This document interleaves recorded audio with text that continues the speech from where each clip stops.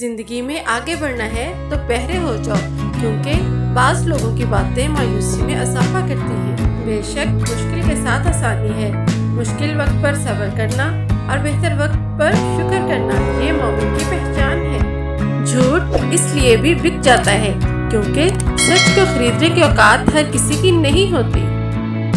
تمہارے نفس کی بہتری کے لیے اتنا کافی ہے کہ تم ان چیزوں سے دور ہو جاؤ جو تمہیں دوسروں میں نہیں پسند۔ بہترین یادداشت یہ ہے کہ انسان اپنی نیکی اور دوسروں کی کوتاہی بھول جائے۔ اچھی بات سن کر عمل کرو، یہ نہ دیکھو کہ کہنے والا کون ہے۔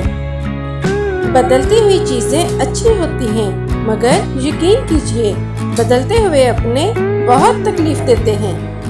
ہدایت پانے کی لازمی شرط ہدایت کا طلبگار ہونا ہے۔ اس دنیا کی سب سے قیمتی چیز بغیر طلب کے نہیں ملتی۔ اللہ جسے چاہتا ہے اسے چن کر اپنا بنا لیتا ہے اور اپنی طرف آنے کا راستہ اسی کو دکھاتا ہے جو اس کی طرف رجوع کرتا ہے۔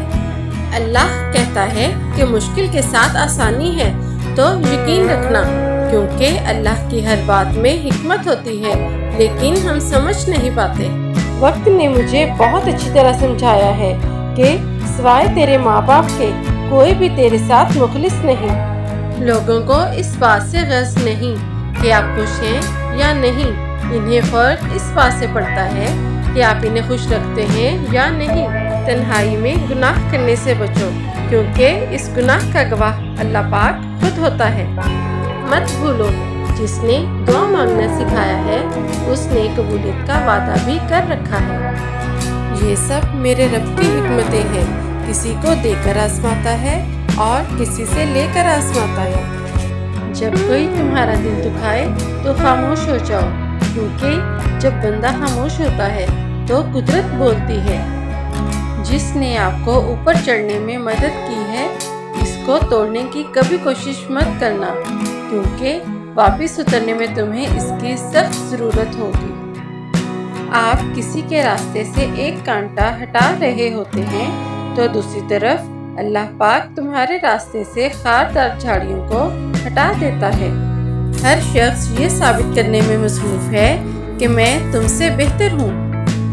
کبھی کبھی چپ رہنا شکایت کرنے سے زیادہ بہتر ہے۔ الفاظ کی چوٹ جسم کی چوٹ سے زیادہ گہری ہوتی ہے۔ وقت کے ساتھ ساتھ بہت کچھ بدل جاتا ہے، لوگ بھی، رشتے بھی، احساس بھی اور کبھی کبھی ہم خود بھی۔